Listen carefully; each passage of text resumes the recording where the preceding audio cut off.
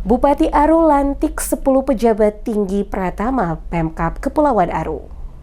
Bupati Kepulauan Aru, Timotius Kaidel, melantik dan mengambil sumpah jabatan 10 pejabat pimpinan tinggi Pratama di lingkup pemerintah Kabupaten Kepulauan Aru. Pelantikan berlangsung di lantai 2 kantor Badan Pengelola Keuangan dan Aset Daerah Kabupaten Kepulauan Aru pada Rabu 11 Februari 2026.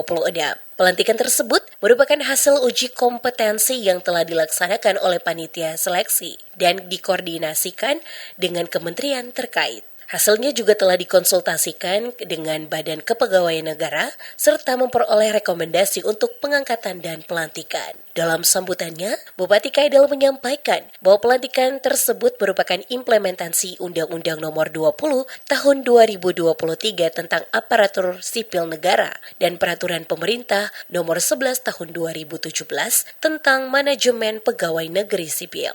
Ia menegaskan kepercayaan yang diberikan kepada para pejabat yang dilantik harus dipandang sebagai amanah dan tanggung jawab. Menurutnya, evaluasi akan dilakukan apabila pejabat yang bersangkutan tidak mampu melaksanakan tugas dengan baik. Kaidel juga menambahkan bahwa penataan birokrasi di lingkup pemerintah Kabupaten Kepulauan Aru belum selesai dan akan terus berlanjut hingga seluruh struktur OPD terpenuhi. Selain itu, akan dilakukan penyesuaian bidang tugas bagi ASN sesuai dengan spesifikasi pendidikan dan keahlian masing-masing guna meningkatkan kinerja pemerintah daerah. Ia juga menekankan pentingnya peningkatan kinerja dan produktivitas, khususnya dalam pengelolaan anggaran, serta mendorong pengembangan kreativitas, inovasi, dan profesionalisme dalam menjalankan tugas.